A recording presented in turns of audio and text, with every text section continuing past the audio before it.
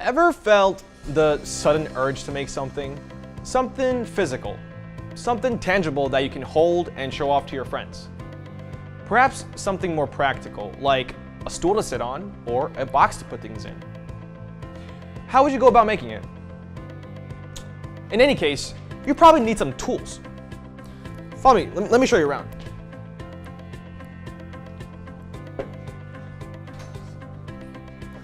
This is the makerspace here at Science Leadership Academy.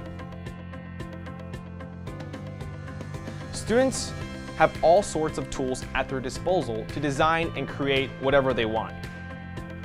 Most of the tools here are very common and can be found in any workshop.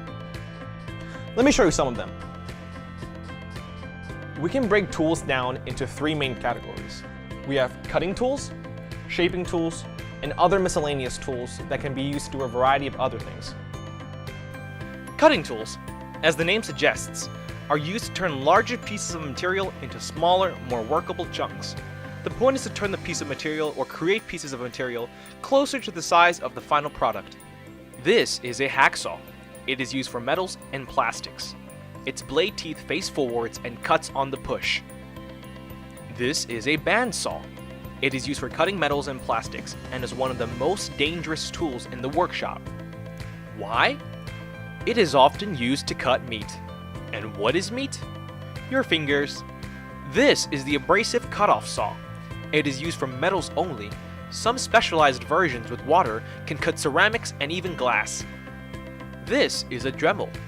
When using a Dremel, assure safety glasses are worn at all times. Abrasive cutoff wheels are especially fast at cutting through bolts. It's one of the most versatile tools, with attachments for grinding, sanding, and polishing materials. Now let's talk about shaping tools. This is also pretty self-explanatory. When working with a piece of material, it has a given shape that the manufacturers made them into. Sometimes we need to alter its shape to serve a particular purpose. This is where we can use tools to make them look the way we want it to. This is a file. It is used to sand down metal and things not wood or plastic. They're pretty brittle and they only work on the push. Essentially, it's used to remove a fine amount of material from a workpiece. They can be more on the coarse side or the finer side. The more coarse it is, the more material it can remove.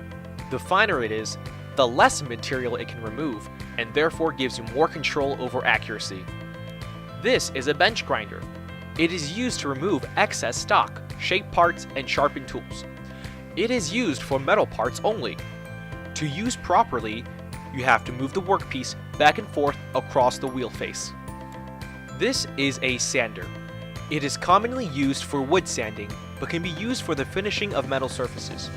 It is not for removing a large amount of material. And of course, there are other tools as well. Let's talk about a couple of them. This is a plier. It is used to increase leverage when grasping objects. This is a specific plier called a needle nose plier. It is used for difficult access and twisting wire. As you can tell from the size, it is used for very, very small or thin objects. This is a wrench.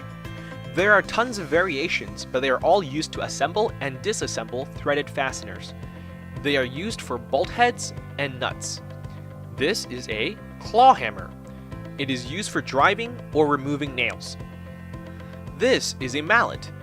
It is used to bend sheet metal without actually damaging the metal. Another important category of tools to mention are vices and clamps. They don't cut or shape material, but help hold your material in place when you work on them. They are essential for staying organized and to maintain a safe work environment. When working especially with power tools, we don't want our project to be tossed and thrown all over the place. This is a bench vise. It is used for holding work firm for cutting, drilling, or filing. The following are variations of clamps. They are used for holding workpieces together or to a table.